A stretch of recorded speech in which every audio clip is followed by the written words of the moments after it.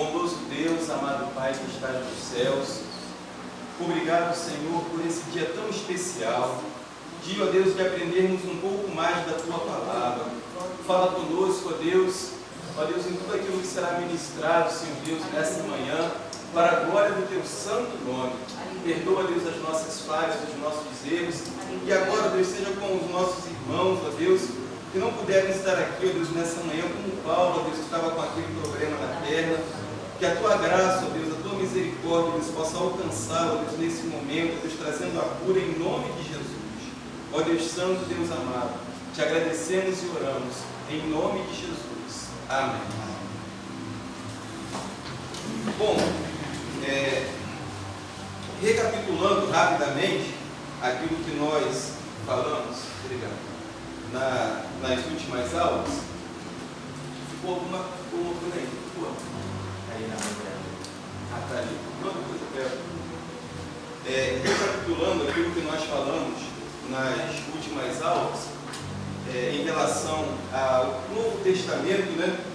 E nós falamos sobre a questão cultural, que são questões muito importantes da gente estar entendendo para poder compreender melhor a leitura do Novo Testamento. A gente hoje vai mergulhar também nessas questões, falando sobre o Sinédrio. Nós na aula passada falamos sobre o templo, falamos sobre aquela classe, né, de religiosos dos tempos de Jesus, e hoje nós vamos falar sobre o Sinédrio. E aí, vamos fazer aquela leitura bíblica, né, alternada, começando aqui pelo Cláudio Mateus, primeiro livro do Novo Testamento, Mateus 26, 57. Dinho, Mateus 27, 1.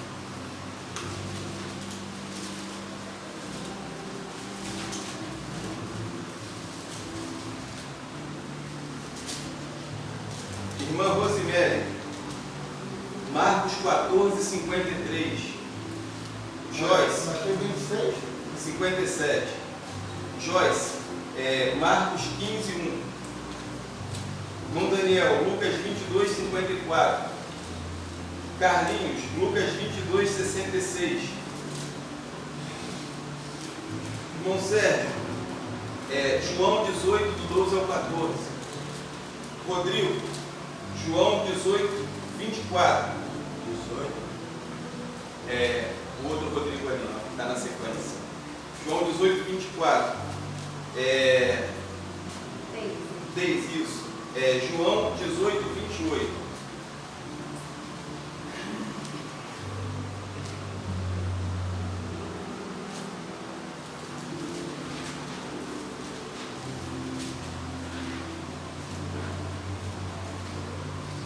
Como nós falamos na aula passada, os romanos, eles permitiam os judeus manusear as suas questões do dia a dia, questões religiosas, questões políticas, e a sinagoga, ela funcionava como um local de instrução para crianças, funcionava como um pequeno tribunal, onde pequenas causas eram também decididas e os açoites podiam ser determinados, tanto que Jesus falou que os seus discípulos seriam açoitados de sinagoga em sinagoga.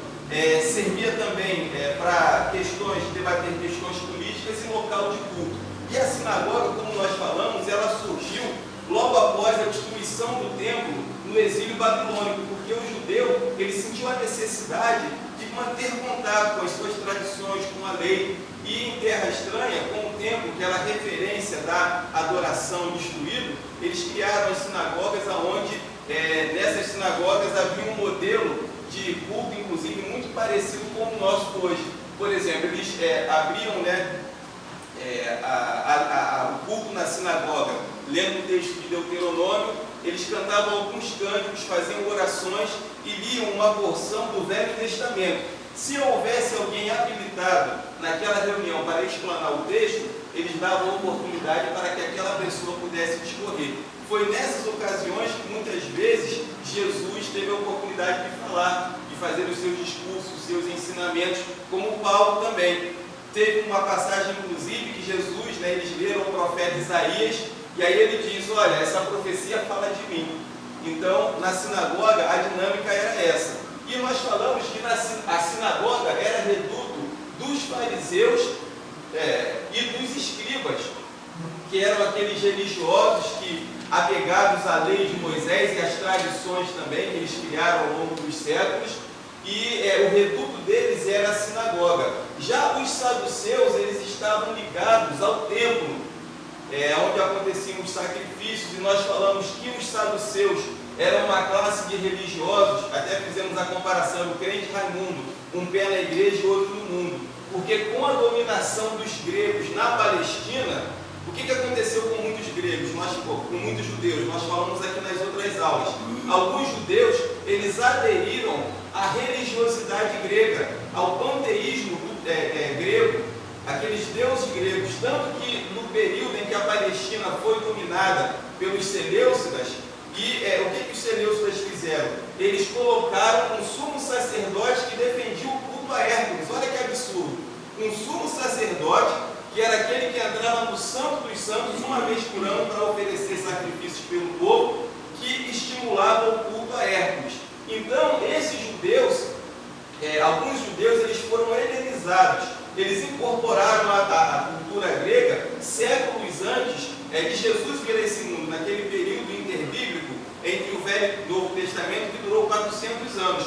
E isso reflete diretamente nessa classe de religiosos. Os fariseus, eles eram uma classe de religiosos que eles surgiram exatamente em oposição a esse helenismo grego. Eles surgiram para se opor a essa cultura pagã que influenciou a cultura judaica. Então eles se isolaram, eles criaram as tradições, eles eram apegados à lei de Moisés, esses dois grupos aqui, só que eles eram aquele grupo de religiosos que nós falamos, que eram completamente alienados à comunhão com Deus, porque eles diziam que conheciam a Deus, tinham orgulho de dizer que tinham por pai Abraão, mas Jesus falou para eles naquele discurso que nós vimos na aula passada, que o pai deles era o diabo. O pai de vocês não é Abraão, é o diabo, porque vocês querem satisfazer o desejo do vosso pai, porque vocês são homicidas.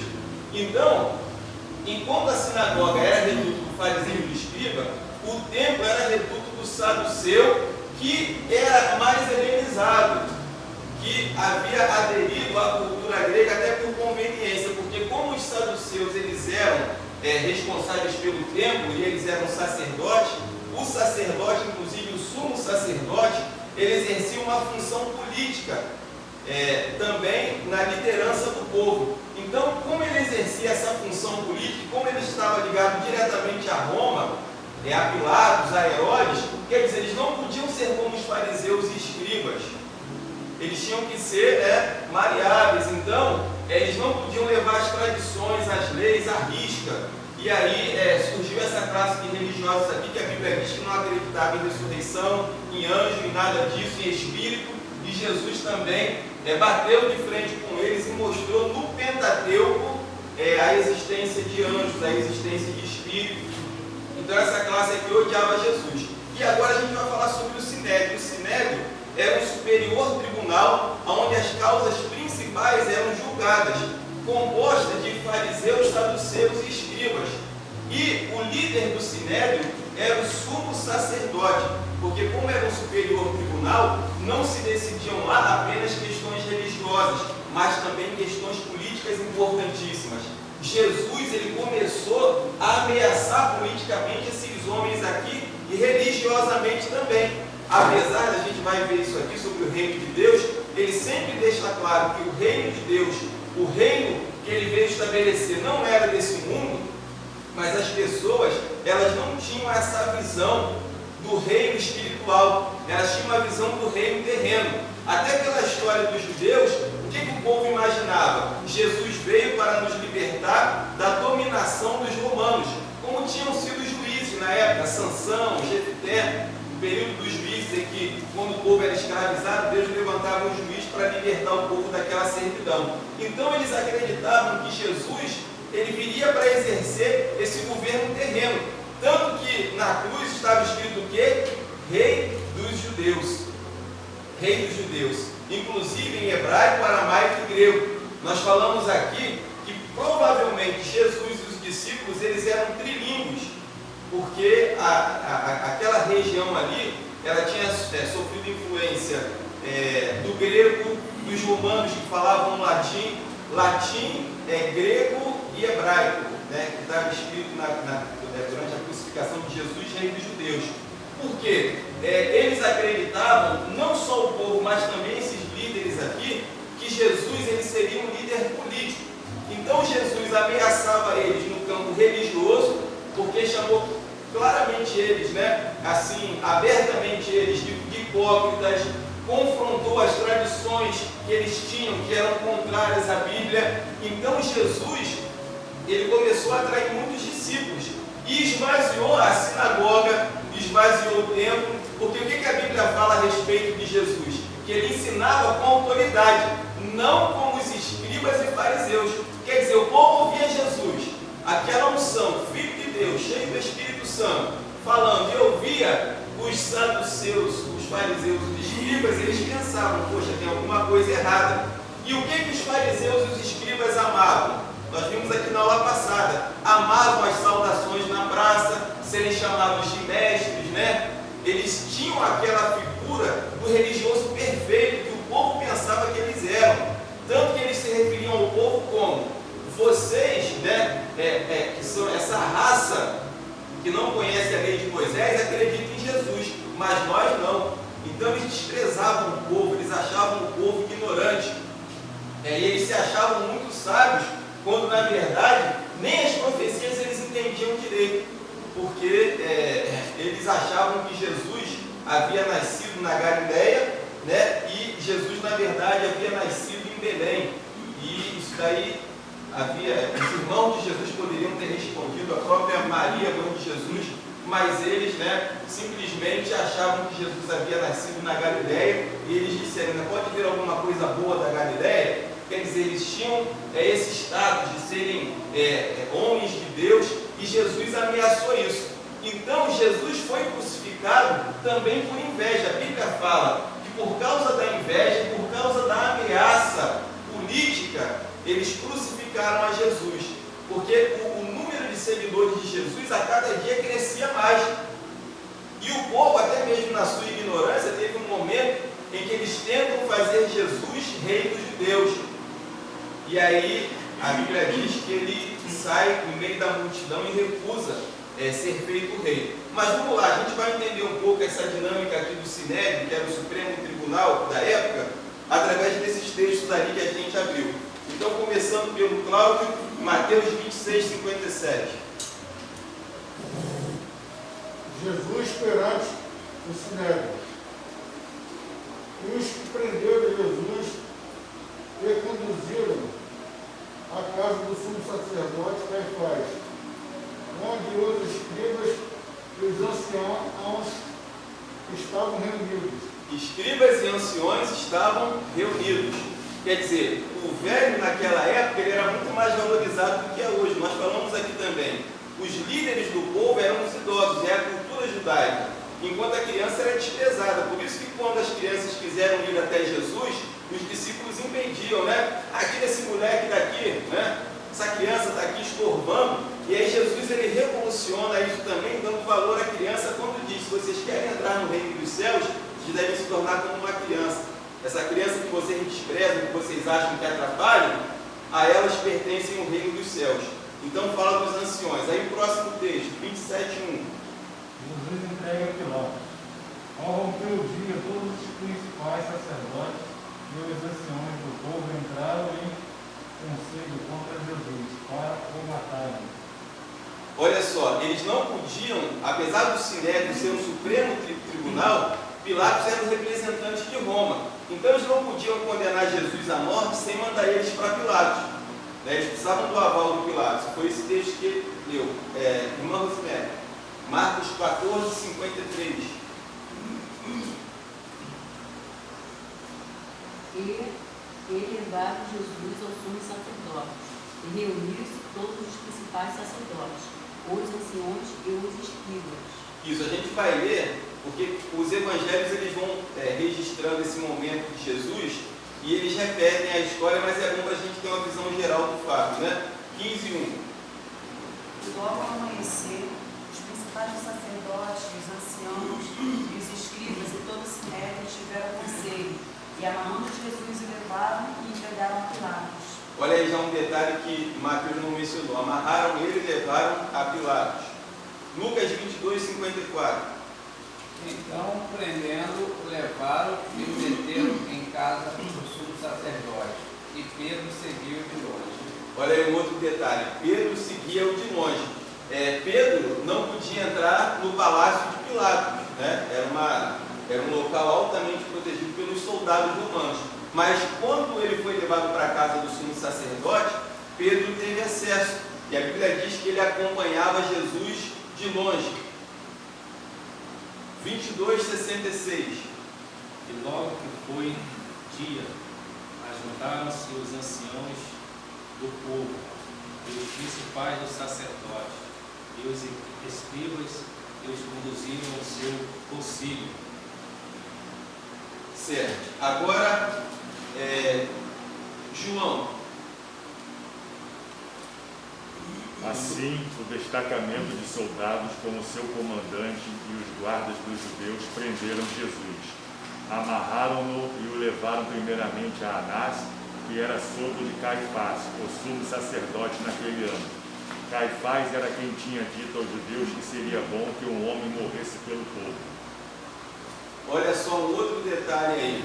Ele é levado para a casa de Anás e depois para a casa de Caifás, não é isso? Vê de novo para a gente aí. Esse detalhe é importante, do 12 ao 14. Pode ver de novo. Assim, o destacamento de soldados com seu comandante e os guardas dos judeus prenderam Jesus. Amarraram-no e o levaram primeiramente a Anás, que era sogro de Caifás, o sumo sacerdote naquele ano. Caifás era quem tinha dito aos judeus que seria bom que um homem morresse pelo povo. Olha como é que o ancião tinha importância naquela época. Antes de levarem para o sumo sacerdote, passou pela casa do sogro dele, né? Que era um ancião de respeito, né? Por ser sogro do sumo sacerdote. E aí ele já tem um destaque aí dizendo que o sumo sacerdote, como ele era sumo sacerdote aquele ano, Deus usou ele para dizer que convinha que um homem morresse pelo povo. E nós falamos aqui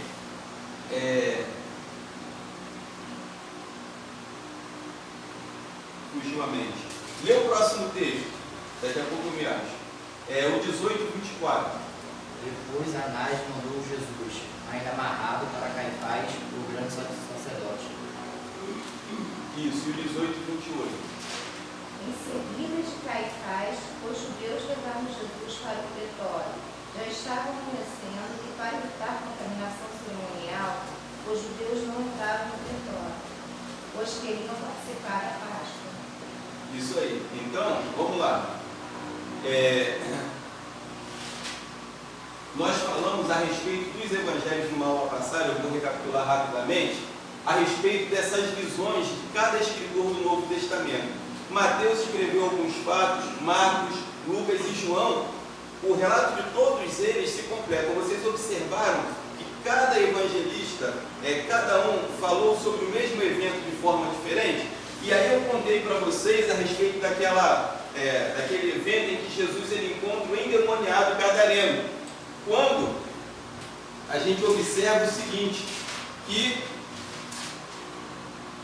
Marcos e Lucas mencionam apenas um, e Mateus menciona o par de endemoniados. E aí quem lê a Bíblia pensa assim, por que Mateus falou que lá em Gadara haviam 2 endemoniados, se Marcos e Lucas disse que tinha um só? Será que a Bíblia está errada? Claro que não. É a visão de cada um que escreveu. Marcos e Lucas mencionaram apenas o endemoniado que foi o porta-voz, que conversou com Jesus.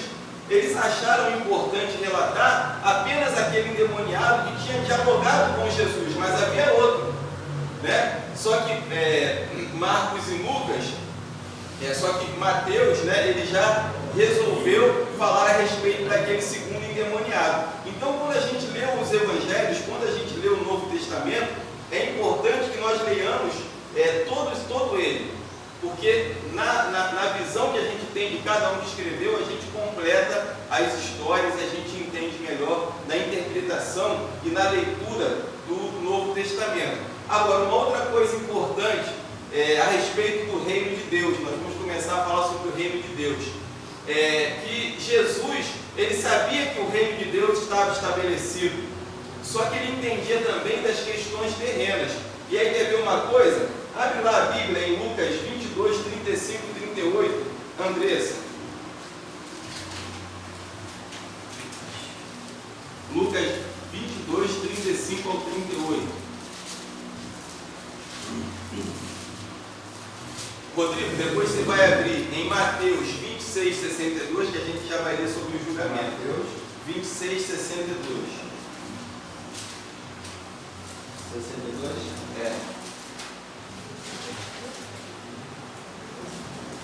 Lucas 22, do 35 ao 38. Pode ler, Andressa. A seguir, Jesus lhes perguntou: quando vos mandei sem bolsa, sem alforje e sem sandálias, faltou-vos porventura alguma coisa? Nada, disseram eles. Então lhes disse: agora, porém, quem tem bolsa, tome-a, como também o alforje, e que não tem espada, venda sua capa e compre uma. Pois vos digo que importa que se cumpra em mim o que está escrito: ele foi contado com os malfeitores, porque o que a mim se refere está sendo cumprido. Então lhe disseram: Senhor, eis aqui 2 espadas. Respondeu-lhes: basta. Olha só que coisa extraordinária. A gente às vezes não para analisar os detalhes, né, do Novo Testamento. Jesus tinha enviado seus discípulos de 2 a 2. E ele falou: não se preocupe em levar bolsa, alforje, nada disso, porque Deus vai sustentar vocês.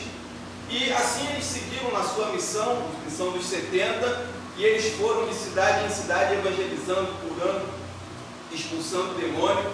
Pois bem, chega um momento em que Jesus sabia que ele seria morto, que ele seria tirado desse mundo.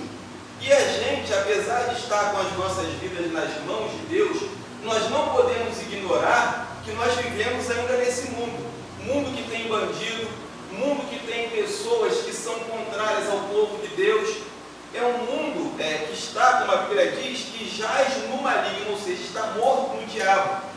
E nós não podemos ignorar isso, achar que nós somos cidadãos dos céus e vivermos nesse mundo despreocupadamente, sem considerar as questões terrenas. E Jesus nos dá uma lição aqui. O que ele fala? Eu falei com vocês não levassem bolsa nem alforje. Faltou alguma coisa? Eles responderam: não faltou nada. Pois bem, virão dias difíceis. Então, a ordem agora é diferente. Levem a bolsa, levem o alforje, e quem não tiver espada, compre uma. Eu pergunto a vocês, naquela época existia fuzil? Arma de fogo? Granada? Qual era a arma da época? Por que Jesus mandou eles levarem espada? Será que Jesus era a favor da violência? E aí? A espada era para lutar, não tinha outra finalidade. Por que Jesus mandou que eles levassem a espada?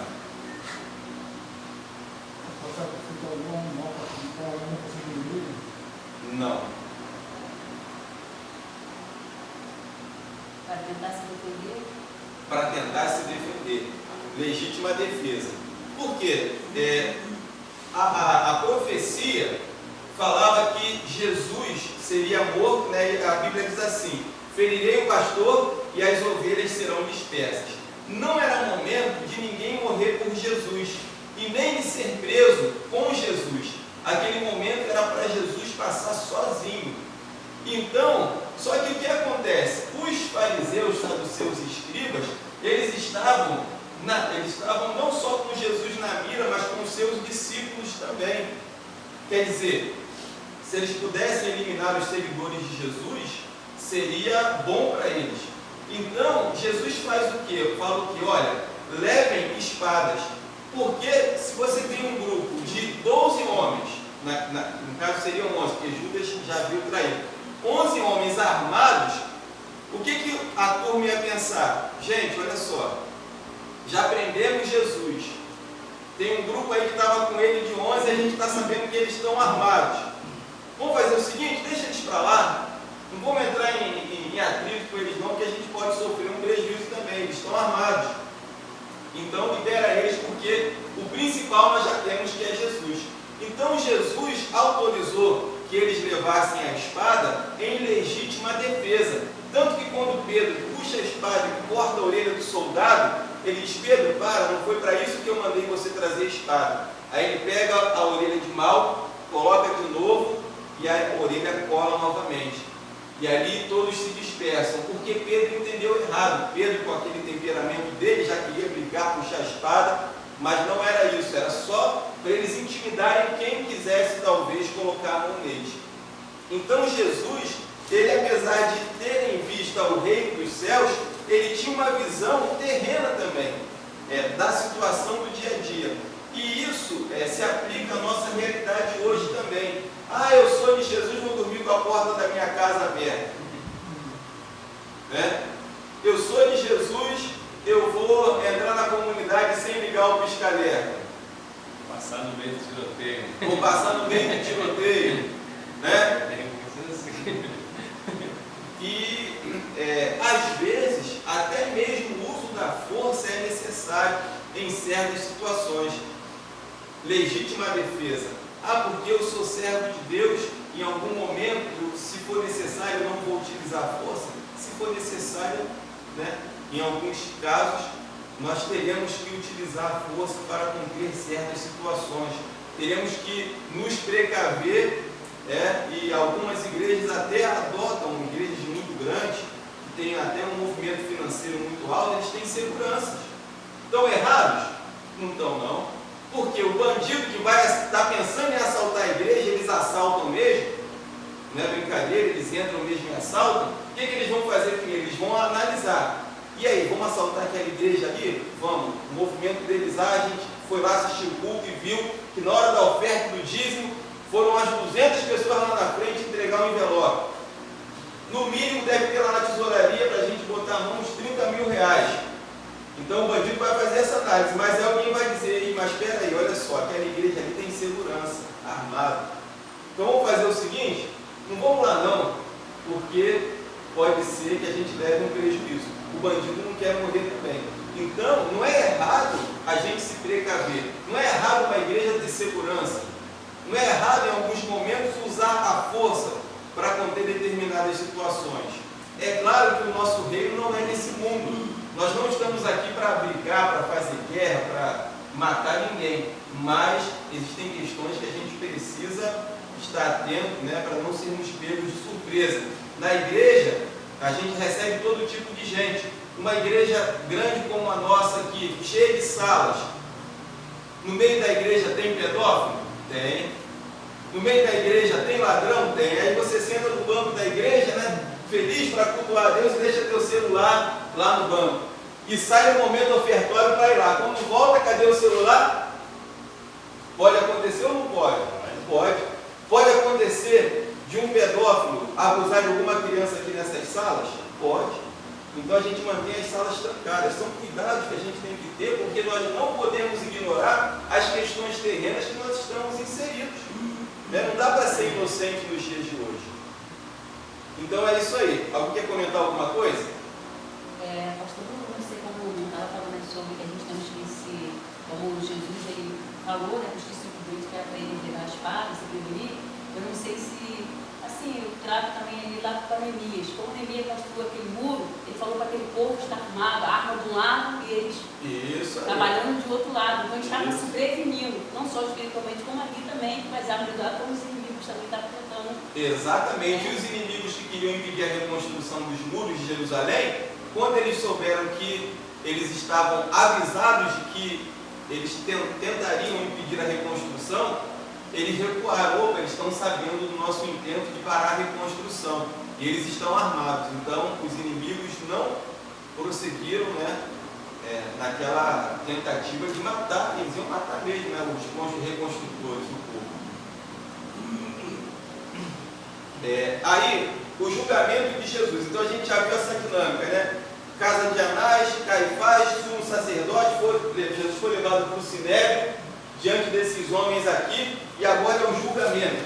Aí, você vai ler o 26, 62, Mateus, e aí, Cláudio, abre lá em Marcos.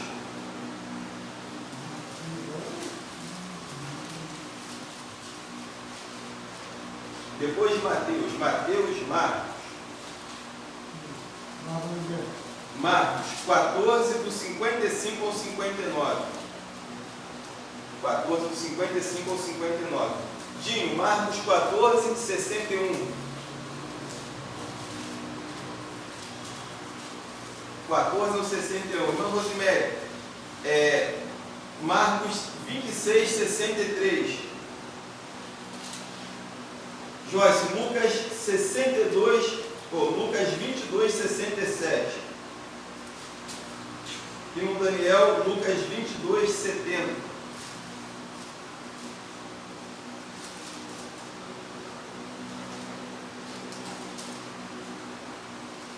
Rodrigo, pode começar. E levantando-se o sumo sacerdote, disse: não responde coisa alguma ao que este depõe contra ti. Isso, né? Eles começaram o julgamento. E aí ele questionou: você não responde àqueles que depõem contra ti?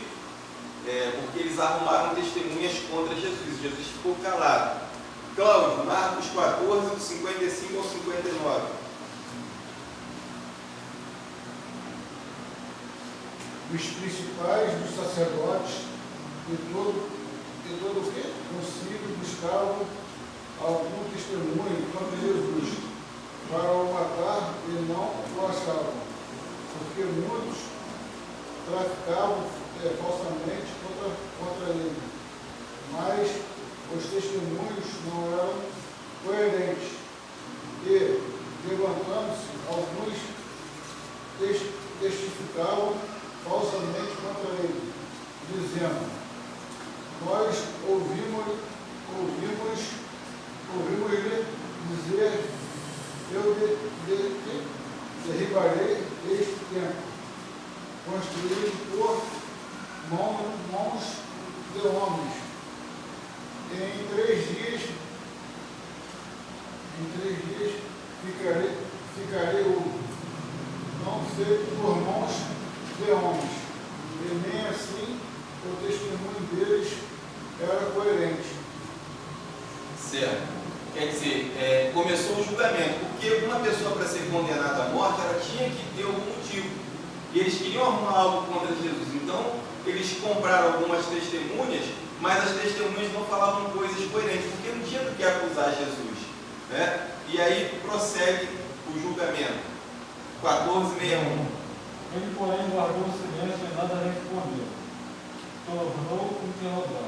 O sumo sacerdote lhe disse: és tu o Cristo, o Filho de Deus bendito?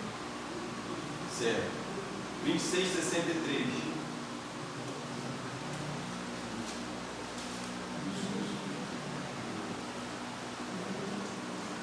Eles cantaram e saíram para o monte da Oliveira. É esse? Marcos 26, 63. Marcos 26, 63. 26. Tendo cantado o hino e saíram para o monte da Oliveira, 14:26, Marcos. Marcos, não, 26, capítulo 26, está no 26? Marcos 26? Marcos 26. Será que eu não Isso, Mateus. Mateus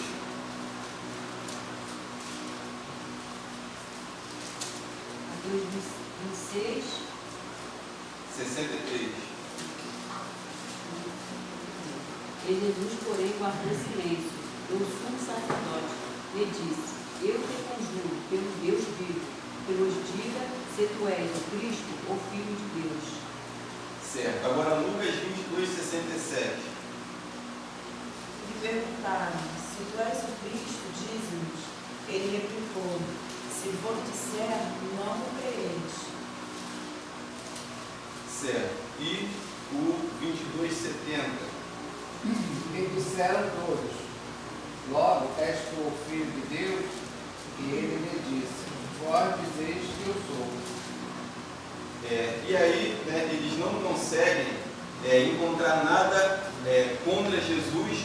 E aí Jesus é mandado para, depois posteriormente, a Pilatos. E aí Pilatos, naquele momento ali que ele está julgando a Jesus, a mulher de Pilatos vira para ele e fala assim: olha, não entre na questão desse justo, porque em sonho muitos sofríamos por causa dele. E aí Pilatos, ele pergunta, né, a Jesus o que é verdade. Pilatos, ele sentiu quando ele estava com Jesus diante dele, que havia algo diferente, algo especial em Jesus.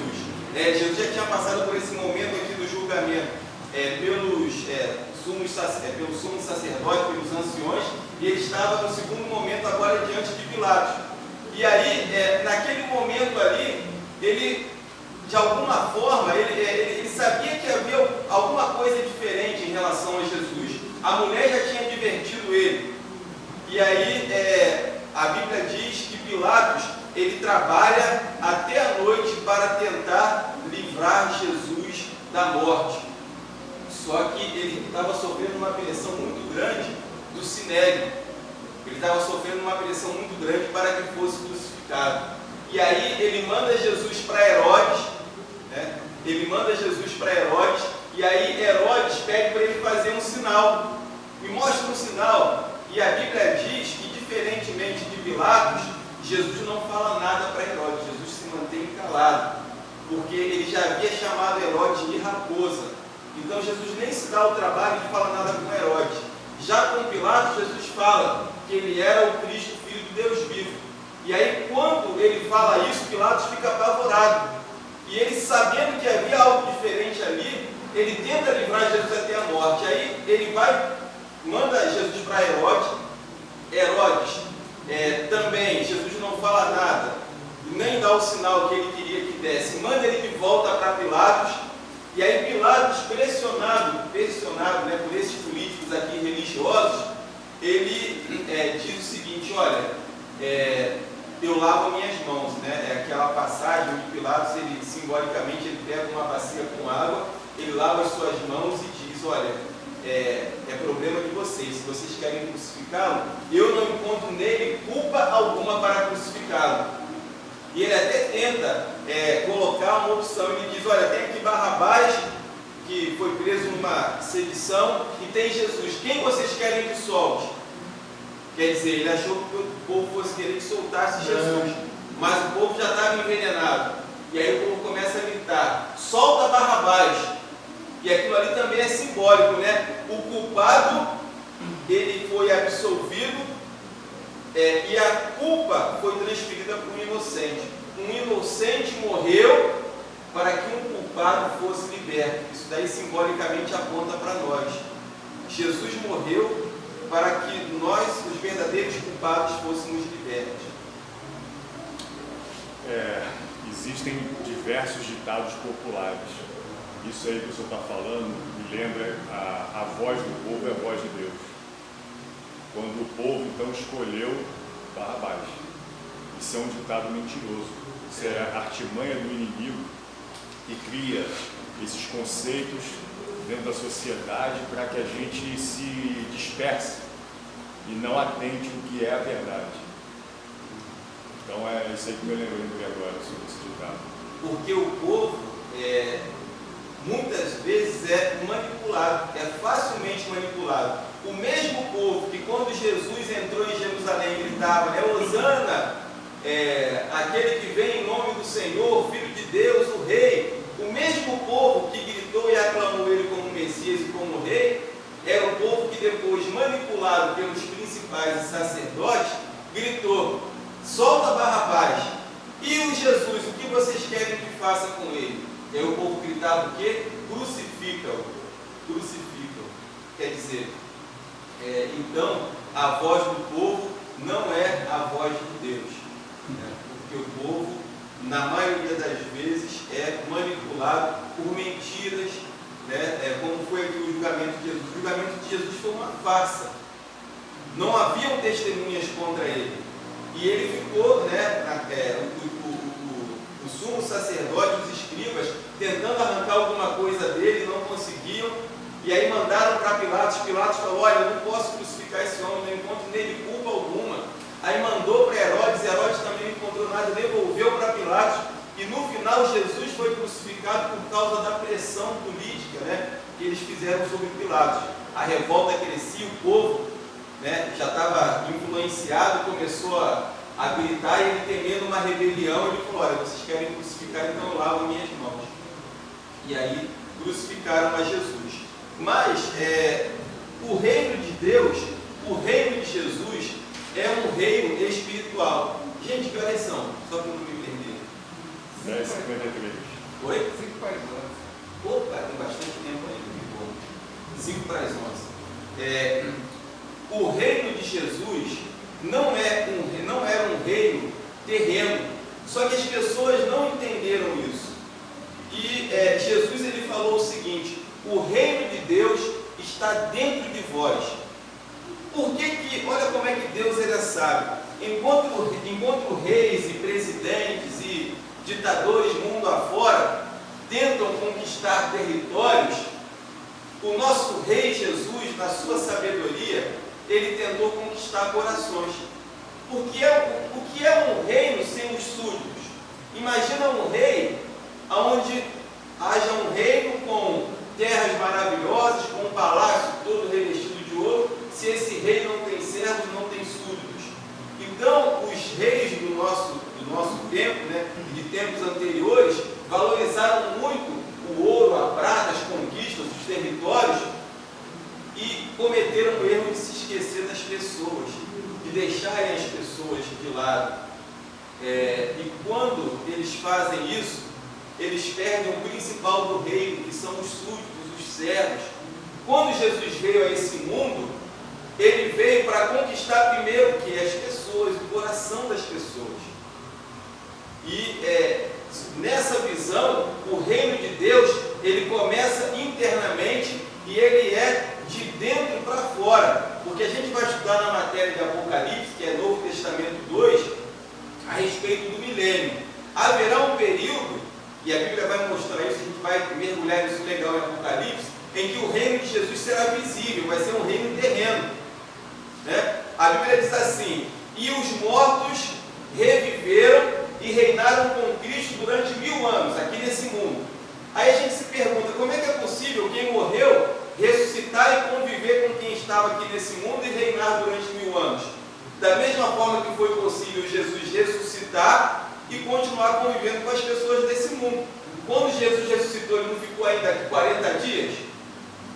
Comeu com os discípulos e apóstolos, bebeu e já estava com o corpo glorificado. Tanto que ele vira para Tomé e fala: coloca a tua mão aqui e aqui para você ver se não sou eu mesmo. Olha aqui a marca da crucificação. Jesus entrou numa sala quando estava tudo trancado, então ele já tinha o corpo glorificado.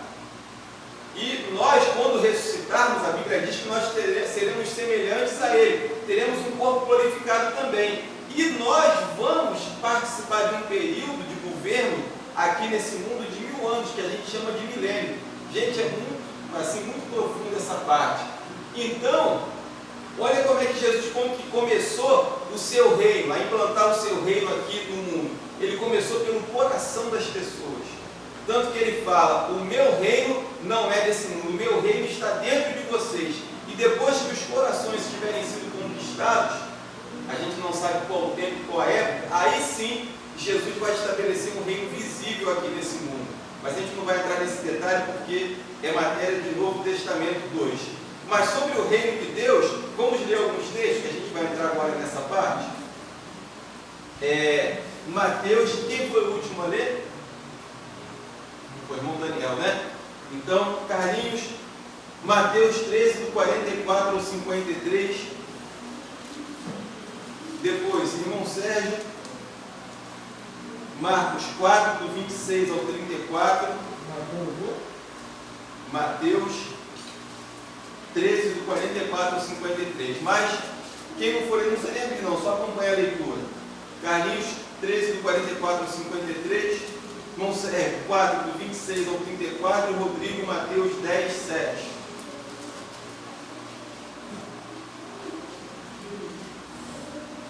Começa? Pode começar.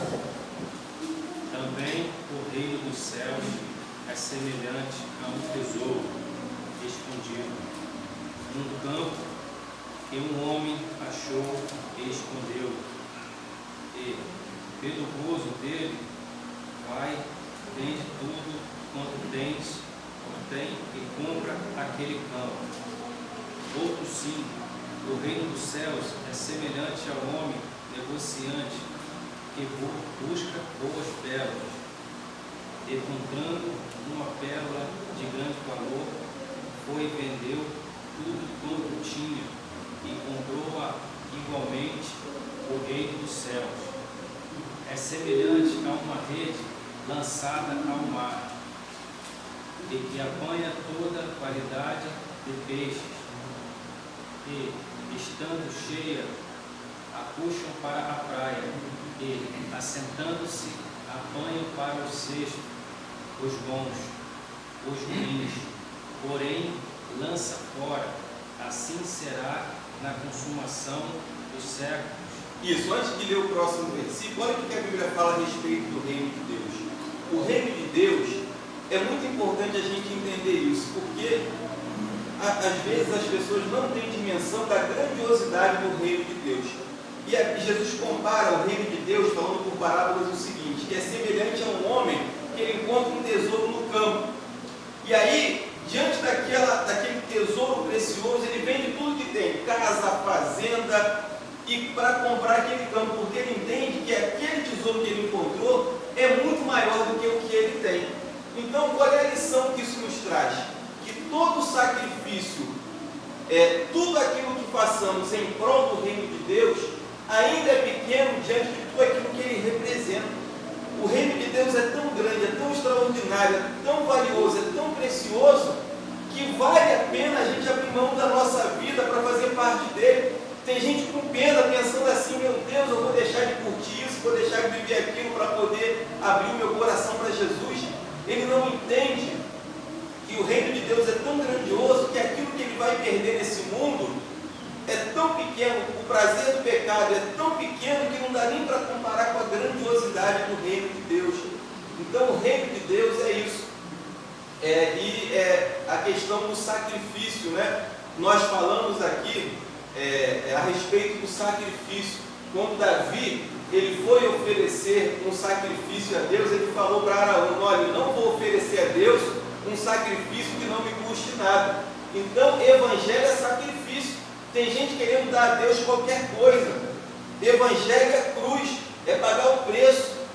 Né? Então, às vezes a gente quer um evangelho sem sacrifício, sem cruz. Não funciona, não resolve. Se queremos o poder da ressurreição, e aí eu vou voltar rapidinho para aqueles que não estavam aqui nas últimas aulas, se a gente quer o poder da ressurreição, nós temos que passar pela cruz. O Cristo ressuscitado, ele disse, é-me dado todo o poder no céu e na terra. Mas o Cristo crucificado, ele estava lá sofrendo, carregando o preço dos nossos pecados, uma dor terrível, dizendo, Deus meu, por que me desamparaste? O Cristo crucificado estava enfraquecido, o Cristo crucificado estava carregando o peso do pecado, sofrendo, mas o Cristo ressuscitado não. O Cristo ressuscitado foi aquele que falou, ele dá todo o poder no céu e na terra. E aí nós falamos sobre o novo nascimento, lá no livro de Romanos, na última aula, e nós falamos o seguinte, a Bíblia em Romanos capítulo 6, 7, 8, diz assim, se morremos com Cristo, com Ele viveremos. Então, qual é a grande nova do Evangelho? É Deus, pelo poder do Espírito Santo, pegar a nossa natureza carnal e cravá-la na cruz. A Bíblia diz que nós somos crucificados com Cristo. Bota a gente na cruz, e é dolorosa a cruz, às vezes a gente perder, não quer ir, mas a gente vai porque temos o Espírito Santo, ele nos conduz à cruz. O Evangelho ele nos dá poder para crucificar a carne, coisa que o ímpio não consegue fazer. O Evangelho, o Espírito Santo em nós, nos dá poder para aniquilar o pecado na nossa vida. E quando isso acontece, pelo novo nascimento, nós passamos a experimentar o poder da ressurreição de uma nova vida. Porque quando a Bíblia fala de novo nascimento, é porque aquela natureza carnal, ela foi sepultada e agora existe uma natureza espiritual mais forte que a carnal, que prevalece contra o pecado. Por isso a Bíblia diz, o pecado não terá domínio sobre vós.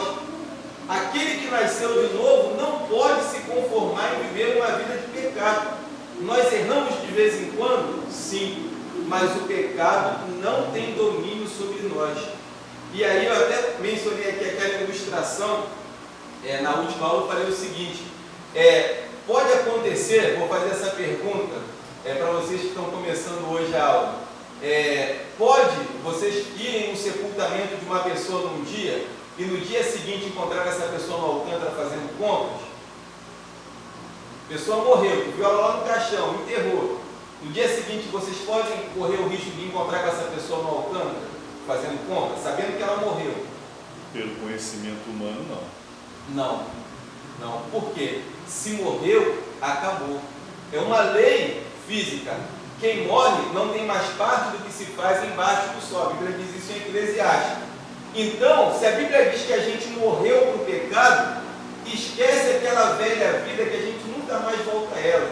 Ainda que a gente queira, ainda que a tentação nos faça tentar voltar, mas estamos mortos, aquela natureza morreu, acabou. Não tem mais como a gente voltar a ser aquilo que a gente era antes. Assim também eu perguntei, Andressa, uma pessoa que morre numa troca de tiros, morreu, pode ser condenada a 10 anos de prisão? Porque quando morre, não tem mais sentença para dar àquela pessoa. Da mesma forma, por que a nossa sentença foi cancelada? Por que nós não somos mais condenados ao inferno? Porque nós nascemos de novo. Novo nascimento significa morrer para o pecado. E morrer para o pecado significa também a extinção da sentença. Morreu, acabou. Não existe mais sentença para nós. Então, quando nós nascemos de novo, espiritualmente falando, nos despojamos do velho homem, ele foi crucificado e a condenação que estava sobre aquele velho homem também foi cancelada. E como é que isso é feito? Quando diariamente o Espírito Santo ele nos leva para a cruz. Jesus falou: quem quiser vir após mim, negue-se a si mesmo, tome a sua cruz e siga-me. Se você conhece um cristão, pode ser batizado, pode ser pastor, seja lá quem for, que vive uma vida de pecado sem se incomodar, essa pessoa não nasceu de novo. Porque quem nasceu de novo é impossível. Impossível. A palavra é essa, impossível viver uma vida de pecado. Não dá. Não bate mais com a nossa natureza. Você não vai ver um cachorro voando, nem um pássaro embaixo d'água. A natureza deles é diferente. Da mesma forma, você não vai ver um cristão que nasceu de novo, vivendo uma vida de pecado sem se incomodar. É impossível. Esse é o milagre do novo nascimento. É poder de Deus, não é a gente que faz. E a gente fica tentando dar uma ajudinha a Deus, não adianta, a nossa natureza carnal é incapaz de fazer isso. É o poder de Deus em nós, o Espírito Santo, que nos capacita a vivermos essa nova vida. E aí, por isso que nenhum sacrifício, nada, a cruz que nós carregamos hoje, nada pode ser comparado à glória do futuro. Então vale a pena continuar, vale a pena prosseguir. E aí, na continuação do texto, Carlinhos pode ver. Você leu também sobre o reino de Deus, é como uma rede lançada, né? Que pega todo tipo de peixe, peixe bom e peixe ruim. Quando a gente evangeliza, quando a gente fala de Jesus para as pessoas, nós temos que ter isso em mente. Nós vamos falar de Jesus, mas nem todo mundo vai aceitar. Ou até mesmo aqueles que aceitarem, às vezes vão vir, mas não vão ficar. É o joio e o trigo. Pessoas que estão dentro da igreja, mas que não vão permanecer. Peixes bons e peixes ruins. E aí ele fala na parábola o seguinte: por ocasião do final dos tempos, os anjos de Deus vão separar os bons dos maus. Quer dizer, está todo mundo junto. Está todo mundo caminhando junto. O joio e o trigo juntinho, dentro da igreja, na celebração, no culto, adorando, fazendo as coisas, fazendo a obra de Deus. Mas Deus conhece o coração. Deus sabe quem nasceu de novo e quem não nasceu. E olha, a gente falou isso na aula passada e é importantíssimo. Tem gente que tem fé em Jesus, mas que não nasceu de novo. Por quê? O livro de Tiago diz: a fé sem obras é morta. A fé só funciona se houver arrependimento. Se não houver arrependimento, esquece, a fé é morta. Porque a Bíblia diz em Tiago que até os demônios creem. Até o diabo crê em Deus, os demônios também. Mas por isso eles vão ser salvos? Não. Porque não existe obras, né? Estão perdidos já há muito tempo, a sentença deles já está declarada. A mesma coisa é com o ser humano. Tem gente que tem fé em Jesus, fala de Jesus, crê que Jesus é o Filho de Deus e vai para o inferno. Por quê? Porque não existe uma disposição interna de arrependimento. Existe o que? O remorso. O que é o remorso? Eu fico triste por causa do pecado, eu tenho consciência que o pecado é ruim, eu tenho consciência que o pecado desagrada a Deus, mas eu continuo lá, na vida de pecado. O arrependimento não. A palavra arrependimento significa mudança de pensamento e de direção. Eu estou indo nessa direção, se eu me arrependo, eu mudo de direção. E essa disposição interna no coração verdadeira de se entregar a Jesus, de deixar a vida de pecado, é que faz entrar em ação o agir regenerador do Espírito Santo, fazendo aquela pessoa nascer de novo. Mas só que existem pessoas que estão há anos dentro da igreja, mas que estão ainda em cima do muro. Não tem aquela disposição interna de se entregar, de se render, não se rendem.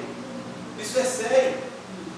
Gostam do pecado, amam Jesus, é uma contradição, né? Tem amor por Jesus, conhece Jesus, tem fé em Jesus, mas ainda está com o coração dividido. Não existe o arrependimento genuíno, aquele arrependimento que leva a pessoa a um novo nascimento. Então, a fé sem obras, ela é morta. E aí, na continuação do texto, pode ler. Virão os anos e separando o mal dentre os justos, e lança-los na fornalha de fogo. Ali haverá pranto e ranger de dente. E disse-lhe Jesus: entendestes todas essas coisas? Disseram-lhe eles: sim, Senhor.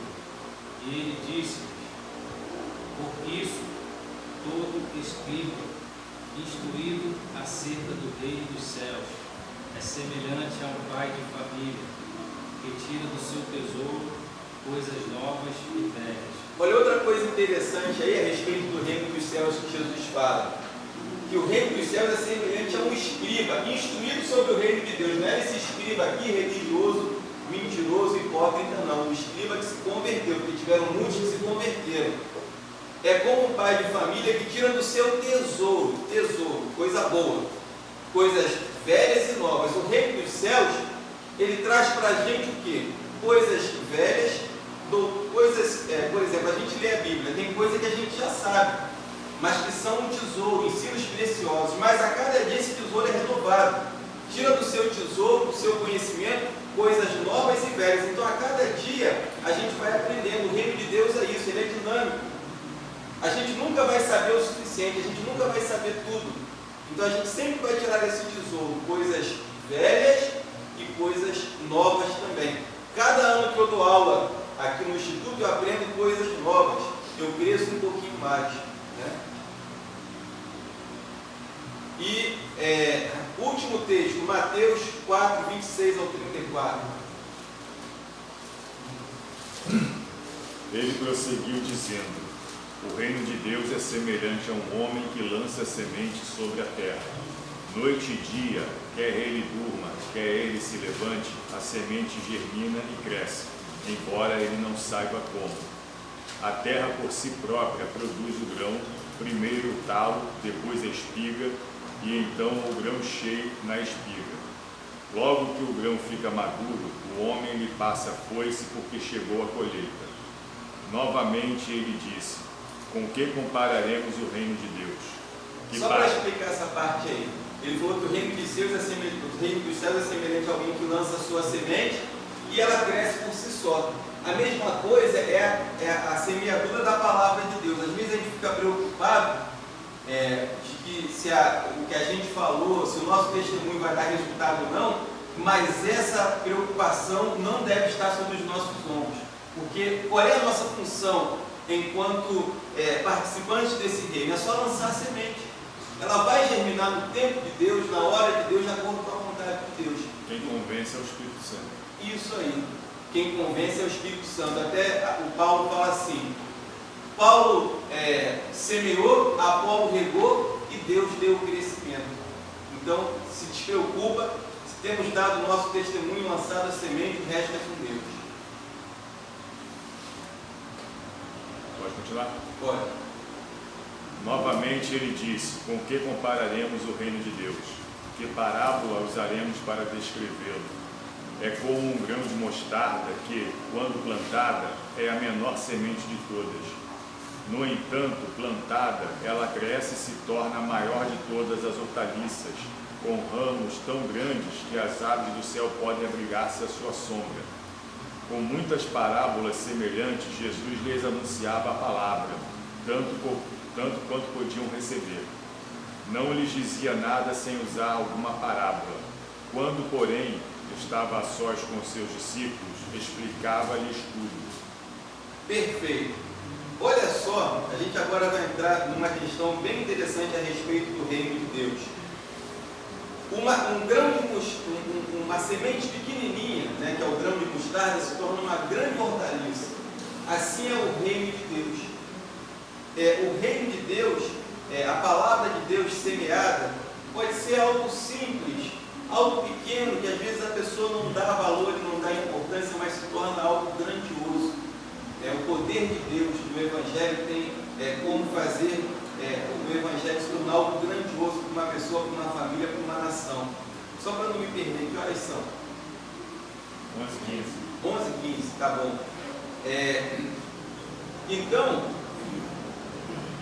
eu vou ler aqui para vocês 2 textos bíblicos, acompanhem só ouvindo a leitura. Lucas 8,56 diz assim: e os seus pais ficaram admirados, mas ele ordenou que a nenhum homem contasse o que havia acontecido. Isso daqui foi quando Jesus ressuscitou uma menina, e ele mandou que ninguém contasse o que tinha acontecido. Aí logo depois, no capítulo 9 de Lucas, versículo 20, diz assim: e vós, quem dizeis que eu sou? Respondeu-lhe Pedro: Cristo, Filho de Deus. Advertindo com rigor, ordenou-lhes que ninguém contassem a respeito dessas coisas. Olha só que coisa interessante. Jesus pedia que os milagres dele não fossem divulgados, e ele também proibiu Pedro de falar que ele era o Cristo, Filho de Deus. Vocês têm ideia por que Jesus ele fazia isso? Se na nossa mentalidade o Evangelho tem que ser difundido, né? O testemunho, os milagres, para que mais pessoas se convertam, por que Jesus mandava que eles ficassem quietos, não falassem nada? As pessoas não procurariam só através do milagre, no ponto de vista. Também, para não procurarem só por causa do milagre. O que mais? Eu creio que não era hora dele, quanto mais se expandisse, que ele fazia milagre, mais iriam mais cedo atrás dele para poder matá-lo.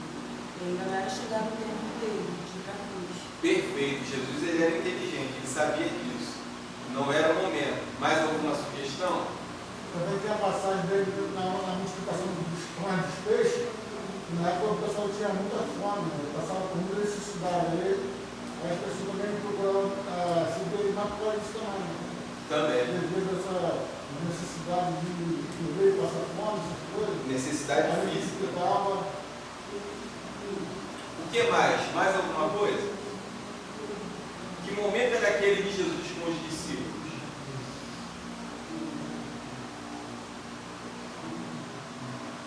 Era um momento de preparação. Não era o momento da igreja explodir de crescimento.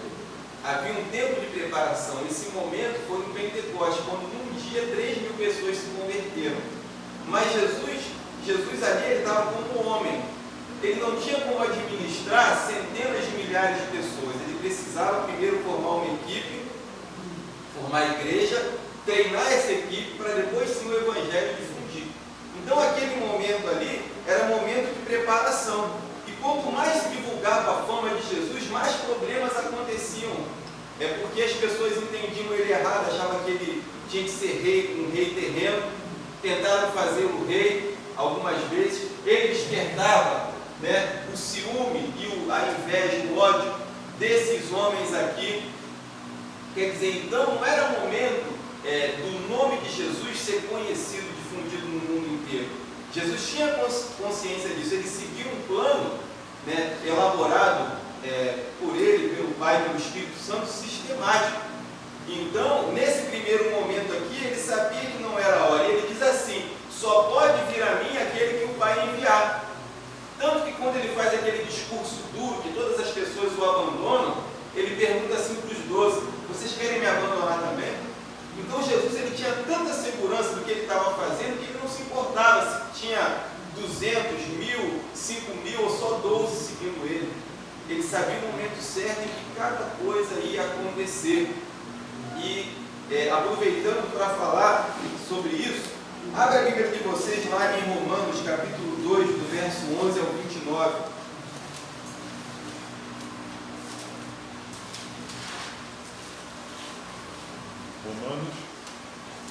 Romanos 2, do 11 ao 29.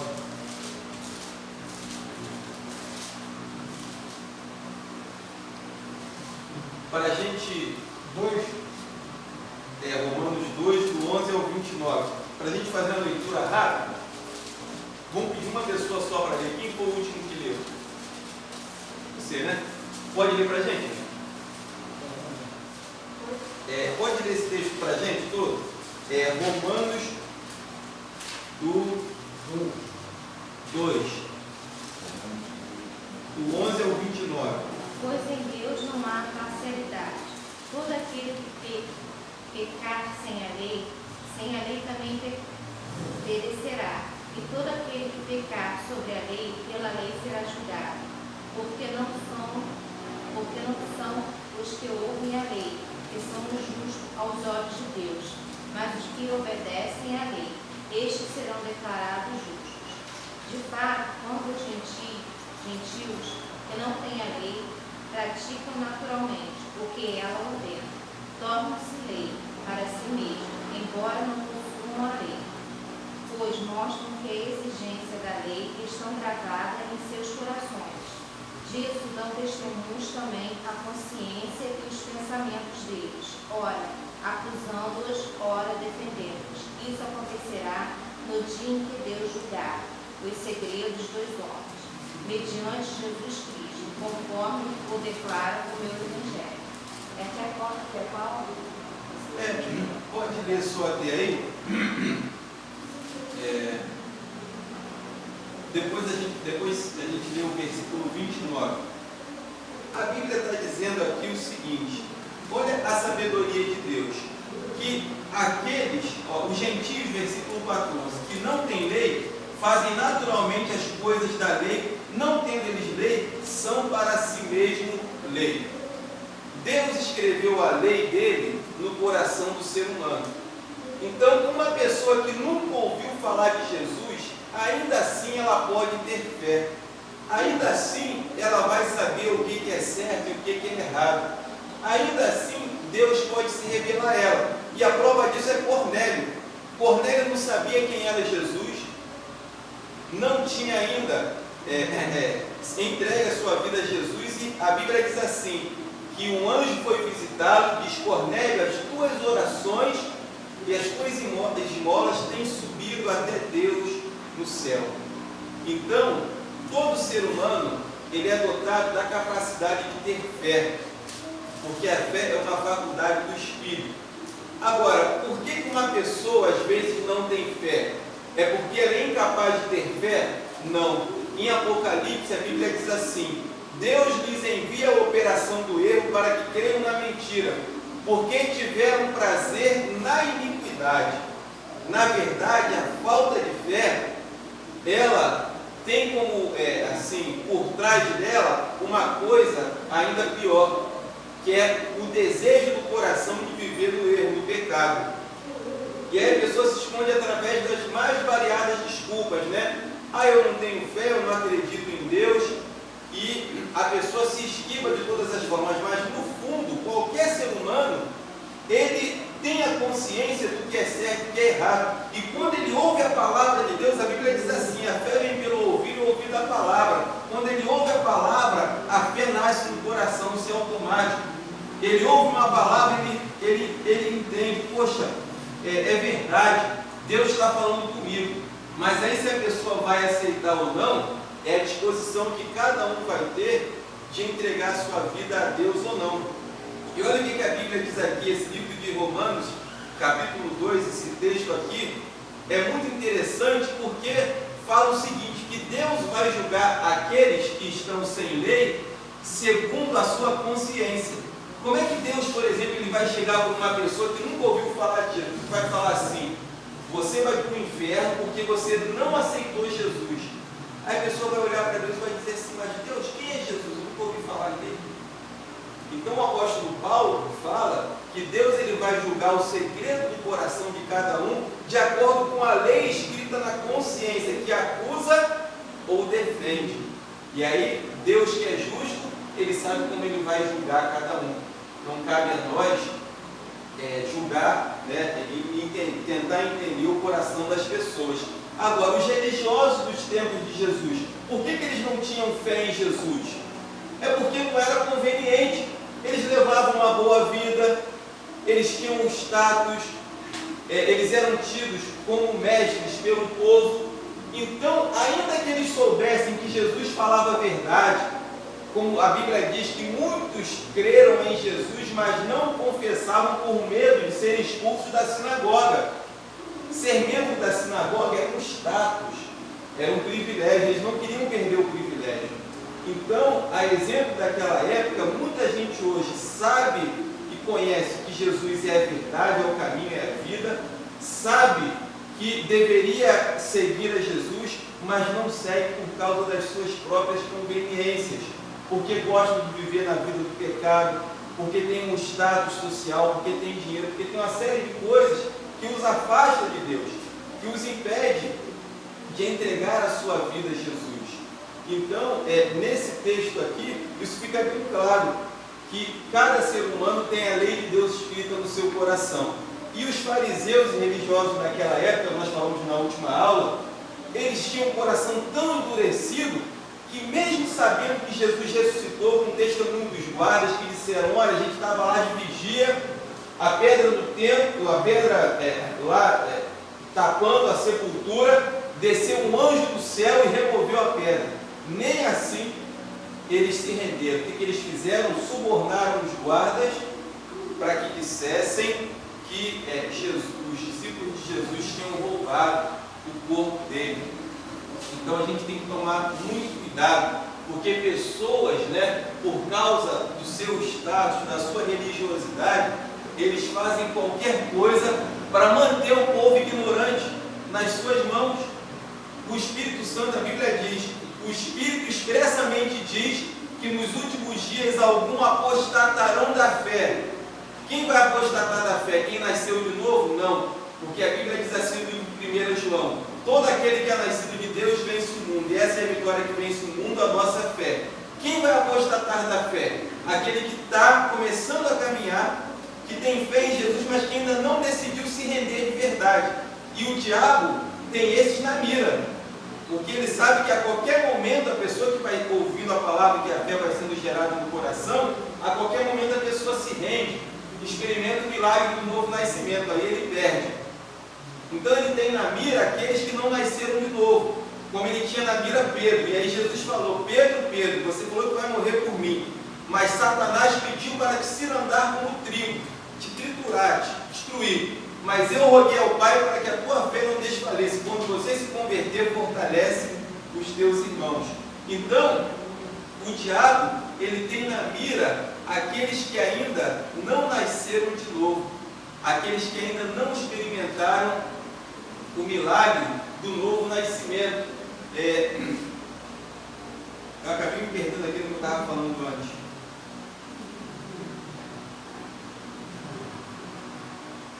Deu branco, fugiu o raciocínio.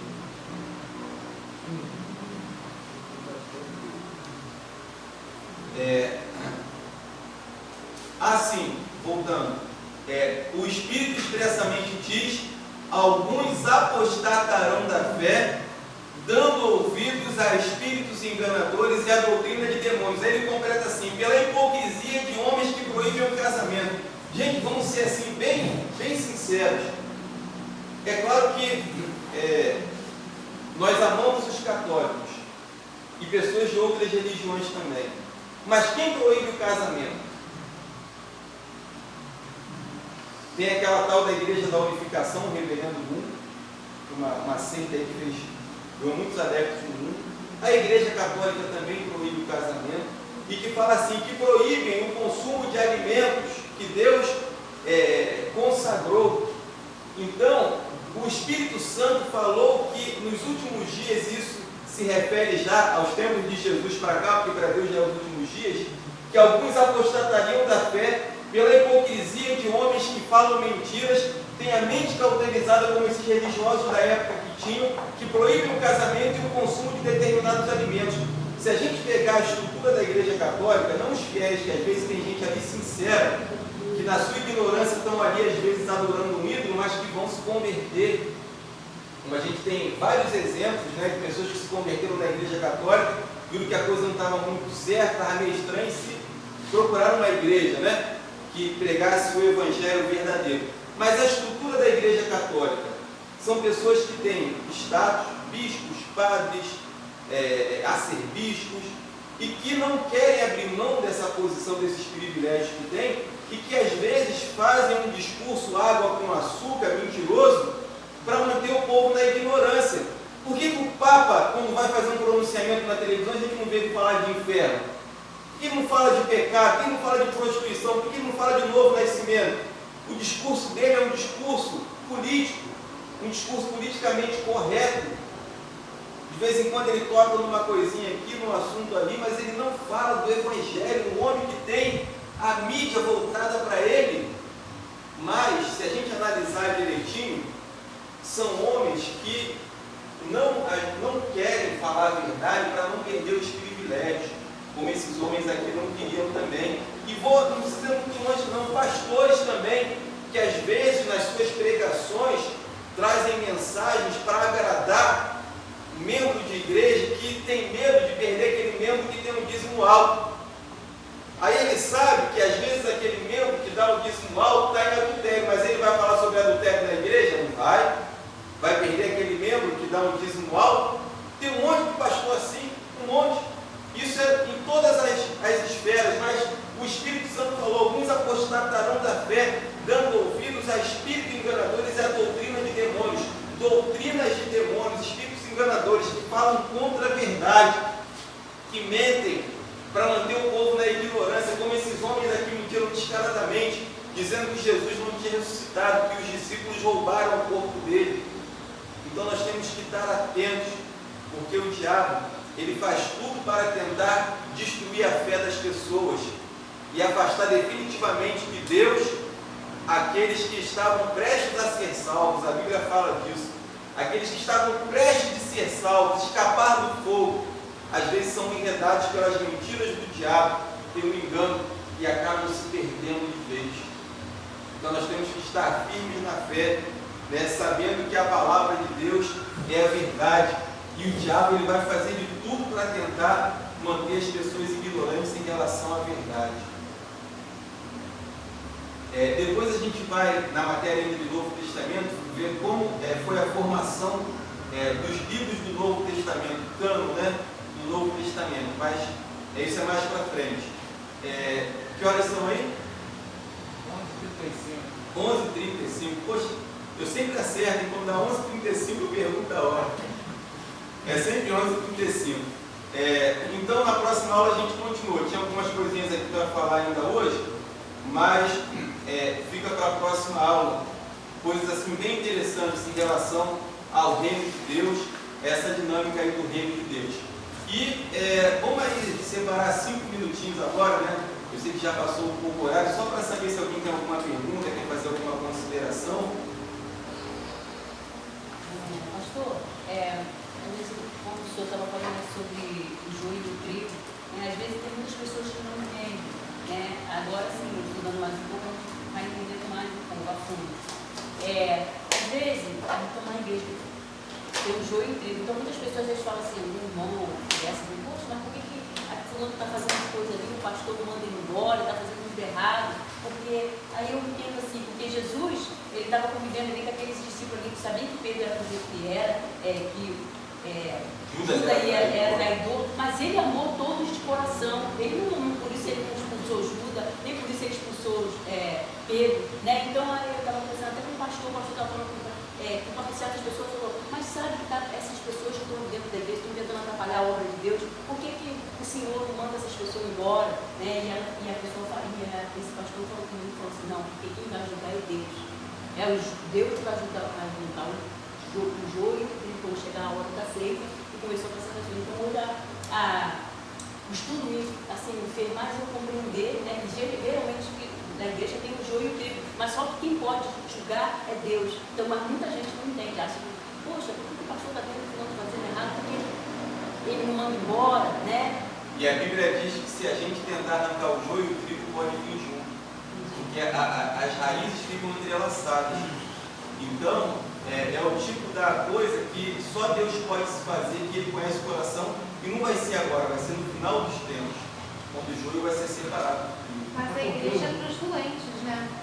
Também, né? E assim, pode ser que eu esteja errado, assim, mas na minha visão, tipo assim, se você está no louvor, está em pecado, eu não estou julgando, não. Eu acho que a pessoa não deveria estar ali, no louvor. Sim. Eu não sei se eu estou certa ou estou errada. Você está no banco, dentro da igreja, você está ali para se curar. Isso. No meu modo de ver. Pode ser que eu esteja errada, mas acho assim, quando a pessoa tem que estar na frente de alguma coisa, ela deve estar com a vida no altar. Pecador todos nós somos, mas existe aquele pecado que você faz sem consciência, né? Você pecou, e tem aquele pecado que você faz, sabe que ele é errado, você faz. Verdade, certíssimo. Quem está à frente do ministério e errou, deveria ele mesmo chegar para a sua liderança e pedir um afastamento.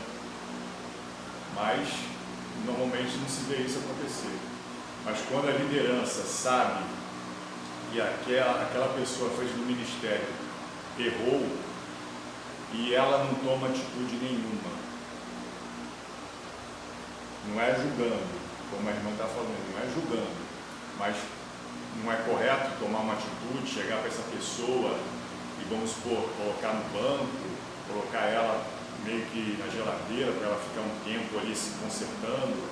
Qual seria a postura correta?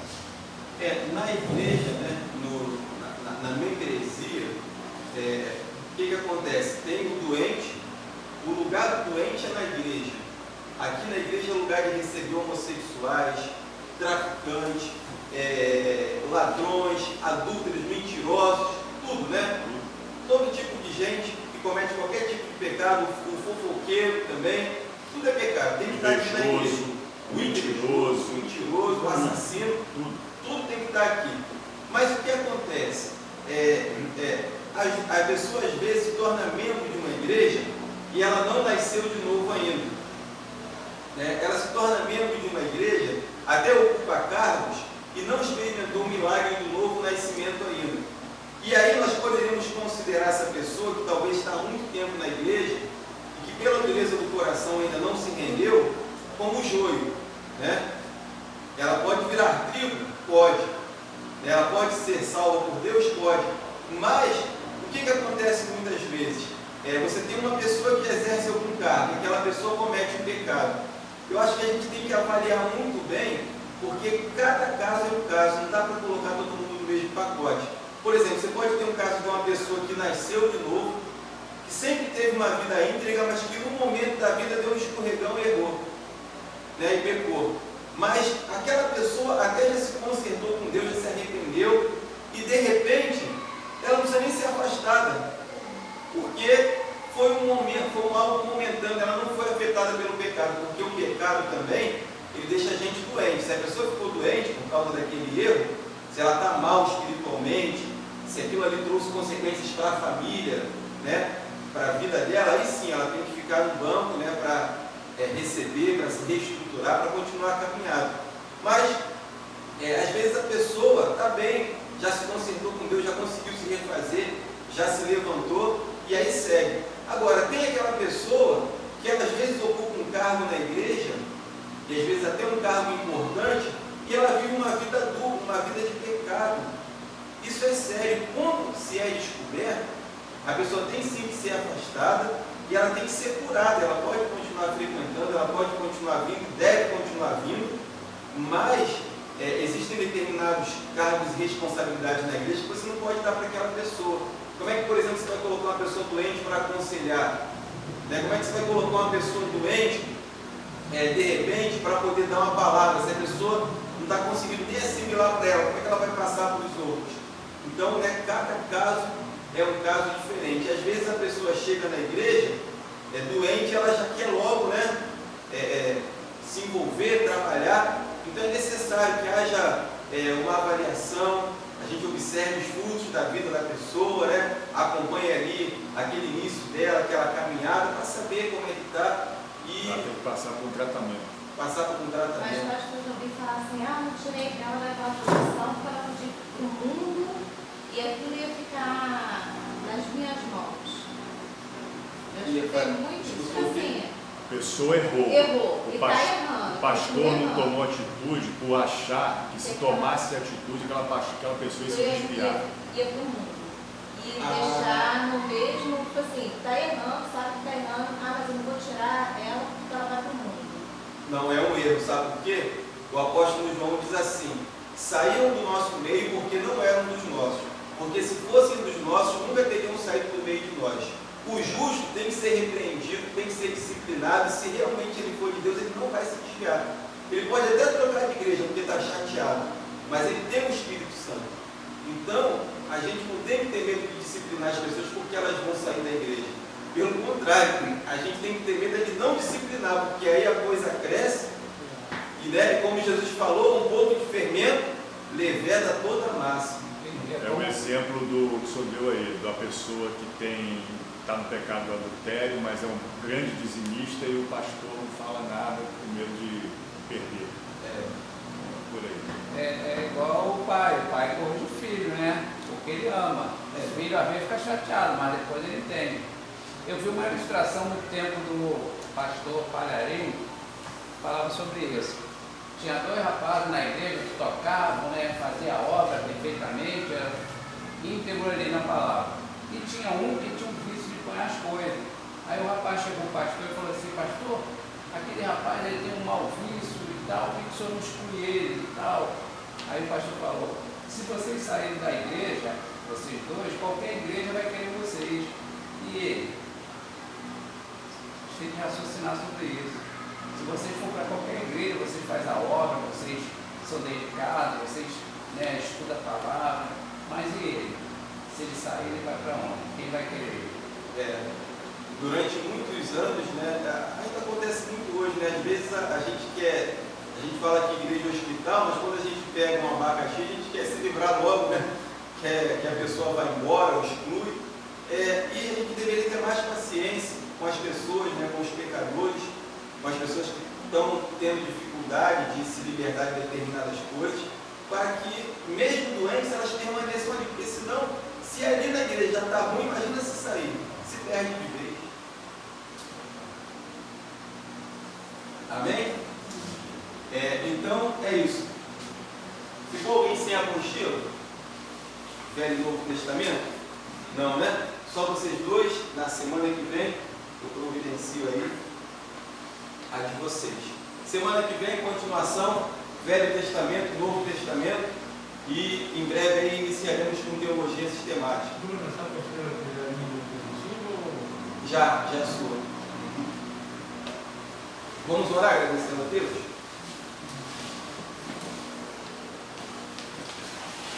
Andressa, olha agora para a gente.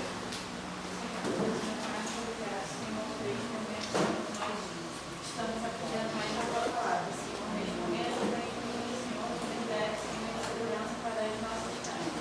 Obrigado, Senhor, por tudo que o Senhor tem feito nas nossas vidas. Como a vida, Senhor, do pastor Bruno, Senhor, do pastor Zé Paulo e dos outros professores, Senhor, que estão à frente, Senhor, desse ministério. Obrigado, Senhor, por tudo, em nome de Jesus. Amém.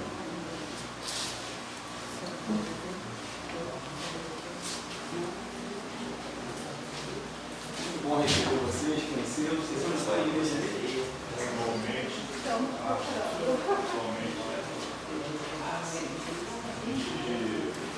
Andressa, valeu. Pastor? Vai dar de novo. Já é da gente já? Isso, é de vocês. Bruno, com sua licença. Obrigada. Tchau, tchau. Deixa eu só dar uma